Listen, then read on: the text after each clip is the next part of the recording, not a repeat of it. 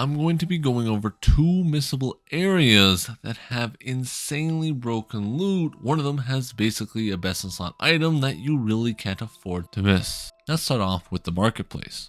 Now, if you guys want to be able to get into the secret market, you want to exhaust these men quest line. Here, you'll have to listen to them and do their entire quest. Afterwards, they will send you all the way up to this part of the map. You'll have to listen in. You will then be forced to jump onto the roof. You will then proceed to look inside. Eventually, your character will jump down. You'll be forced to fight 2 bandits. You will lose and you'll be kidnapped into the secret city. You will then awaken to the ghosty mist. Here you will be forced to stick to the green lanterns and do the entire quest line.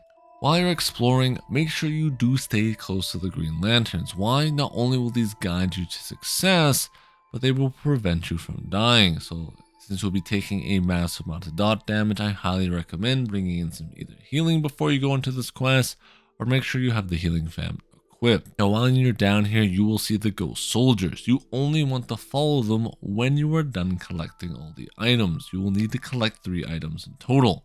A great way to tell where you are going is by listening to the sound cues that are brought throughout your journey. If you want out, you can quickly teleport outside the zone and you'll be completely fine. Now once you're done clearing the quest, the whole city will open up just like this. Now in this city there is a bunch of goodies that you want to look out for. You'll see a lot of merchants, people walking around, suspicious people at that. But most importantly, you get one of the best items in the entire game here. Come over to this guy right here in the shop. We'll be right here on the map. This guy is extremely valuable. Why? Exhaust his dialogue. Once we put on our mask, you then want to buy these books. You want to buy all of them. Why? Because this unlocks one of the best passives in the entire game for Virgil's sword. This one right here. This will allow you to get a lot more animations while using his weapon. For example, everyone who's been playing the sword, you already know what your animations look like. Now I'm about to show you your weapon, but it's absolutely cracked. So here, way more damage, way more animation. So this one is a massive increase if you haven't gotten this already. And it is a must-have for this sword. Now, if you guys want to get to a little bit of a cave here, since you guys won't have the map like I do, here's everything, by the way, if you want to see what the map actually looks like once you get it. You want to jump up here.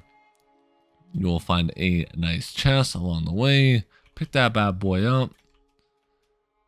And while you're continuing to traverse, you want to keep making your way up like this until you see that cave icon.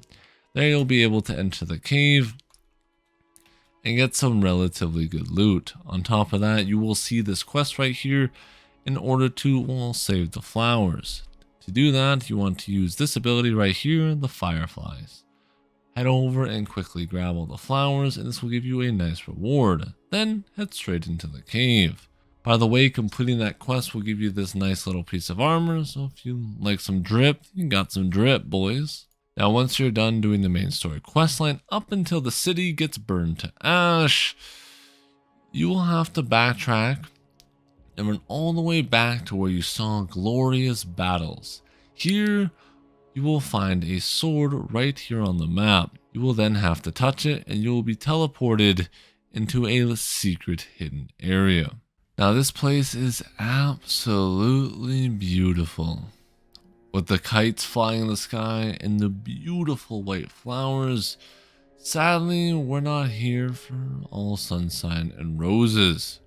Follow the golden butterflies as they lead you into straight despair. Also grab this rock as it's critical to our success, as we will more than likely be dying here. Once we do that, quickly run over to the marker and it's time to enter the Thunderdome. You'll be prompted with a boss fight. Now, in my opinion, he's actually relatively hard if you have no healing items. So for this guy, I highly recommend bringing a fan if you don't want to be, well, drilling your head against the wall. This man has a lot of combo attacks, big damage, and range, and the steal ability is absolutely necessary here in order to counter one of his most devastating moves.